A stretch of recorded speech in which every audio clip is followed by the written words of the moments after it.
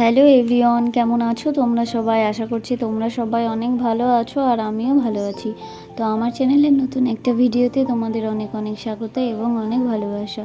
তো আমি অনেক দিন পরে আর একটা ভিডিও আপলোড করছি, মানে বেশ কিছুদিন হয়েছে, কিছু দিন বলতে কিছু মাস হয়ে গেছে যে আমি ভিডিও শেয়ার করি না, কোনো ব্লগ ভিডিও। তো আর কি মনে হলো যে এখন থেকে একটা করে ব্লগ ভিডিও আপলোড করি, তোমাদের সাথে আমার দৈনন্দিন জীবনে যা যা করি সেটা শেয়ার করি। ওর জন্য আবার আমি ভিডিও পোস্ট করলাম।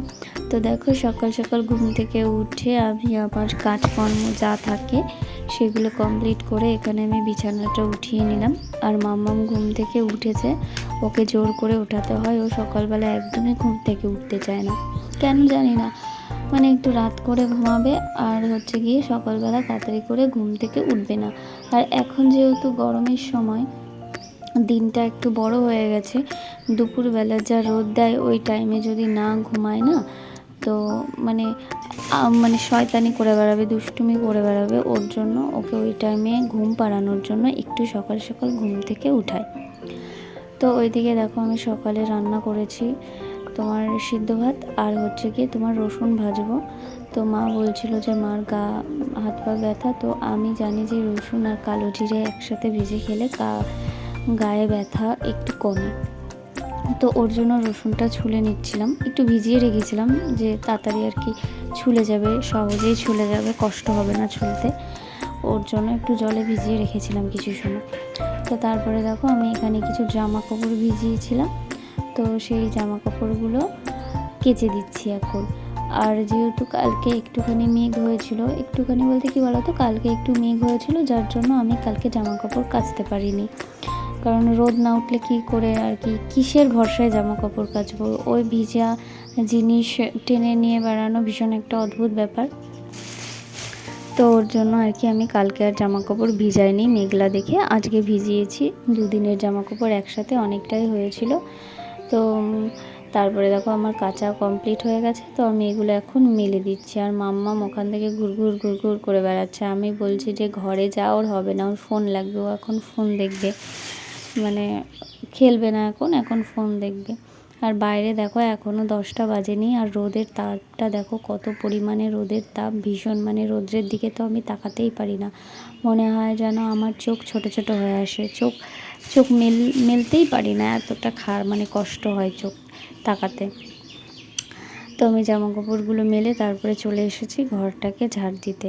যেহেতু সকালবেলা ঘুম থেকে উঠে আমি কাজকর্ম সেরে দিয়ে ঘরটাকে আমি মুছে নিয়েছিলাম, ওই আগের দিন ঘরটাকে মোছা হয়নি, ওর জন্য আমি তাড়াতাড়ি করে সকালবেলা মুছেছি। আগের দিন মোছা হয়নি বলতে রাত্রেবেলা মুছেছিলাম, তো তাও সকালবেলা আমি আরেকবার মুছে নিচ্ছি, কারণ ওই ভালো লাগে না, কেন জানি না, ধুলো ধুলো থাকলে না আর ওই ঘরে পা দিতে ইচ্ছা করে না। আর যেহেতু আমাদের বাড়িতে আর কি চাষি ফ্যামিলি, তো ওর জন্য ধরো ধুলোটা একটু বেশিই হয়, কারণ সব সময় সবজি ওঠে। এখন যেহেতু পেঁয়াজের সময়, পেঁয়াজ উঠেছে, রসুন উঠেছে, ওর জন্য আর কি ধুলো ধুলো ছাড়ায় না।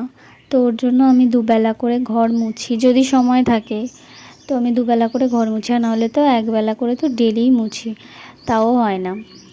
আর ওইদিকে তো মামাকে জ্বালাচ্ছেই যে ফোনটা দাও, ফোনটা দাও। আমি বলেছি ঠিক আছে, তুমি ঘরে যাও, আমি তোমাকে এক্ষুনি ফোনটা দিচ্ছি। তো ওকে ফোনটাকে দিয়ে তারপরে আমি স্নান করতে চলে গেছিলাম। তো স্নান করে তো আমি এই সবে ঘরে আসলাম, তো তারপরে ওর কাছ থেকে একটু ফোনটা নিলাম, যে দাও বাবা একটু ভিডিও করি। তো ওর জন্য ও ফোনটা আমাকে দিল। আর এদিকে দেখো, আমি মানে স্নান করার পরে রেডি হয়ে নিচ্ছি। আর আমি রোজই চুলটাকে পুরোপুরি ভিজাই, না ভিজালে না ভালো লাগে না, কেমন মনে হয় যেন স্নান করিনি। অনেকে আছে সামনেটা জল নেই, পুরো চুলটা ভিজায় না। আর যাদের চুল অনেক বড় তারা তো ভিজাতেই পারবে না, কারণ চুল তো শুকাবেই না। আমার এইটুকু এইটুকু চুল, তাই শুকায় না। আর মাম্মাম হওয়ার পরে তোমার চুল সব উঠে গেছে, একটুও চুল নেই। আমার মাথায় আগে অনেকটাই চুল ছিল, মানে কি বলবো, চলার মতো চুল ছিল। আর এখনে সে চুলই নেই, মনে হচ্ছে যেন টাক পড়ে যাচ্ছি, সেরকম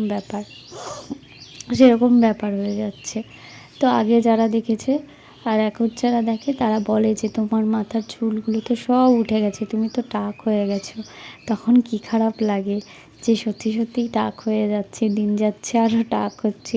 আর অবশ্য দিন যাচ্ছে আর বয়সও বাড়ছে, যে টাক হবেই না বা কেন।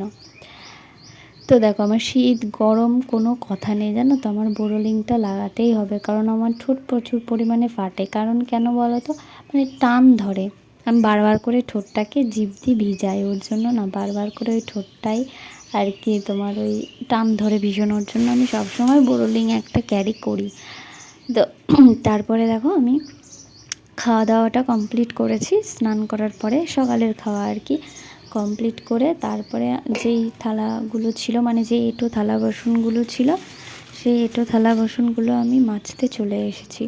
তো এইগুলো মেজে দিয়ে তারপরে দুপুরের রান্নার জোগাড় যন্ত্র করব, তারপরে দুপুরের রান্নাটা করব। আর একটার আগে আমার তো রান্না করতেই হবে। এখন জানো তো 1:10-15 হয়ে যায় আমার রান্না করতে করতে, মানে গুছিয়ে পারি না, হাঁপিয়ে যাই কেন জানি না, মানে কাজ শেষই হয় না। কথায় বলে না যে সংসারের কাজ মানে কোনো সীমা থাকে না, এটার পর এটা, ওটার পর ওটা, একটার পর একটা হয়েই যাবে। আর ধরো মাঠের কাজ বা তুমি পার্সোনালি কোনো কাজ করছো, সেটার একটা হিসাব থাকে যে আজকে আমি এইটুকুনি কাজ কমপ্লিট করবই। কিন্তু সংসারের কাজ রাত 10টা কেন, তুমি সারা রাত কাজ করো, তাও দেখো কাজ ফুরাবে না। তারপরেও বলবে যে কী কাজ, রান্না বান্না, আর তো কোনো কাজ নেই। সত্যি কথাই রান্না বান্নাটা মানে রান্না বান্নায় সেটাই কয়জন করে, এইটাই হচ্ছে সবথেকে বড় কথা। অনেকে তো রান্না দেখলে ভয় পায় যে রান্না রান্না আমি করতে পারি না, এটা করতে পারি না, সেটা করতে পারি না, আমি উনুনই জ্বালাতে পারি না। কিন্তু আমি 3 টাইম রান্না করি, উনুনেই রান্না করি। হ্যাঁ আমাদের গ্যাস আছে, কিন্তু আমাদের ওই যে অনেক জ্বালানি আছে, ওগুলো তো পোড়াতে তো হবে। আর আমার না উনুনে রান্না করতে বেশ ভালোই লাগে। তো এদিকে দেখো আমি দুপুরে রান্না করছি, ডাল রান্না করব আজকে। তো চলো আজকের মতো টাটা, ভালো থেকো সবাই।